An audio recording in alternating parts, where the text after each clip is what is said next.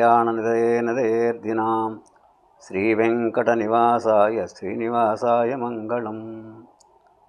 భగవద్బంధువులారా, ఈరోజు చూస్తుంటే సమాజంలో అనేక రకాలైనటువంటి మనస్తత్వాలతో మానవుడు పతనమైపోతున్నాడు, ఈర్ష్యాద్వేషాలతో.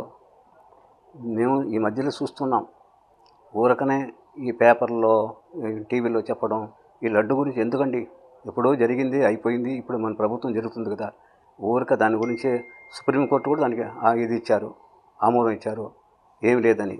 మళ్ళీ దాన్నే పట్టుకొని దాని గురించే మాట్లాడుతుంటే ఉపయోగం చెప్పండి.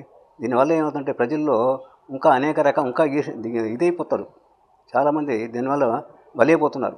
ఊరకని ఎందుకు అట్లా చెప్పడం అనేది మాకు అది సరైన ఎత్తు కాదు. కాబట్టి దీన్ని కూడా మేము గీతామందిర ఆశ్రమం పీఠాధిపతిగా మేము కూడా దీన్ని ఖండిస్తున్నాము. ఇది కరెక్ట్, సమాజంలో ఇది అలా రాకూడదు. ఎప్పుడో జరిగిపోయింది, ఎప్పుడు జరిగింది, ఎవరినో ఎటువంటి పని ఎవరో చేస్తారండి, ఈ కోవులు కలుపుతారా?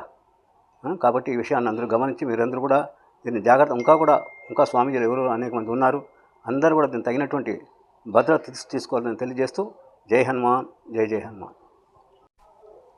సనాతన ధర్మం పెంపొందించాలంటే భగవంతుని ముందు అడ్డు పెట్టుకొని రాజకీయాలని ఇది చేసుకోవద్దండి.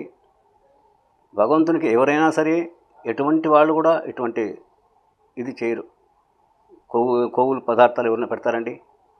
ఊరికనే ఇట్లంతా చాటి చెప్పి ఓని ఇదన్నీ అగుడు చేసి పేపర్లో వేసి అందరితో దుష్ప్రచారం చేస్తుంటే ఇది కరెక్ట్ అని కాదు. మేము కూడా విన్నాము, ఇది సరైన ఇది కాదు. కోర్టు కూడా దీన్ని ఆమోదించి దీంట్లో ఏమీ లేదని తేల్చేసింది. అయినా కూడా మళ్ళీ కూడా అదే విధంగా దాన్నే పట్టుకొని అదే విధంగా దాన్నే ఇచ్చేస్తూ ప్రచారం చేస్తూ ఎందుకంటే ఇటువంటి పనులు చేయడం? హిందూ ధర్మం ఎలా ఉంటే హిందూ ధర్మం ఎట్లా పెంపొందిస్తుంది చెప్పండి? కాబట్టి ఇది మాత్రం మేము ఖండిస్తున్నాం. మేమే కాదు, అందరూ కూడా, మేము సమాజంలో ఎవరు చెప్పినా సరే మేము ఇది మాత్రం దీన్ని ఒప్పుకునే లేదు.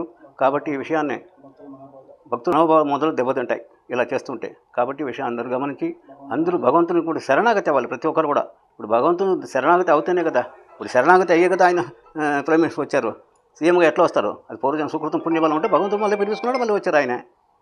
కాబట్టి ఆయన గురించి చెప్పడం అది కరెక్ట్ కాదు. లడ్డూని రాజకీయంగా పెట్టవద్దండి.